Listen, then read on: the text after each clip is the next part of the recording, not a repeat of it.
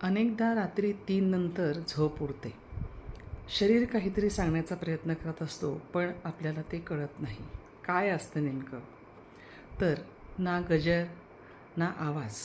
फक्त पहाटेपूर्वी एक अचानक जाग येणं आणि मनात विचारांची खूप गर्दी आणि काहूर माजणं.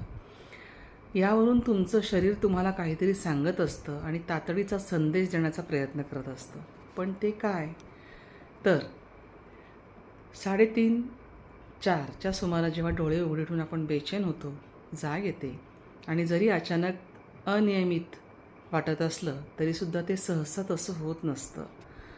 रात्री 2 ते पहाटे 5 या वेळेस शरीरात हार्मोन्सची जी एक निर्मिती असते, ती निर्मिती शरीराचे तापमान, इतर अनेक शारीरिक प्रक्रियांवर नियंत्रण ठेवत असते.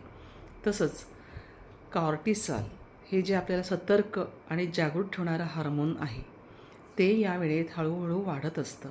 त्यामुळे गजर वाजण्याच्या आधीच झोपेतून कधीकधी आपल्याला जाग येते, ती याच कारणामुळे.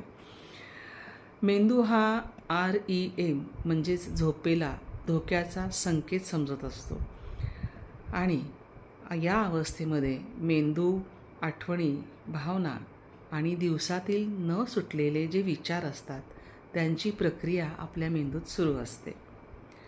आता जेव्हा आपल्याला पहाटेच्या वेळेला जाग येते, त्यावेळेला पहाटेच्या वेळेत REM झोप अधिक प्रमाणात असते खरं तर. त्यामुळे याच टप्प्यात जाग येण्याची आणि ते लक्षात राहण्याची शक्यता पण खूप जास्त असते. जर तुमचे शरीर वारंवार पहाटे 3 ते 5च्या दरम्यान जागत असेल, तुम्हाला जागवत असेल, तर तुमच्या क्रोनोटाईपकडे लक्ष देणं अगदी आवश्यक आहे. तसंच तुमचे शरीर केवळ झोपेबद्दलच नाही, तर तुमच्या जीवनशैलीबद्दल, तणावाची पातळी जी आहे त्याबद्दल आणि तुमची दैनंदिन जी काही लयबद्धता असते, त्याबद्दल तुम्हाला इशारा देत असतं.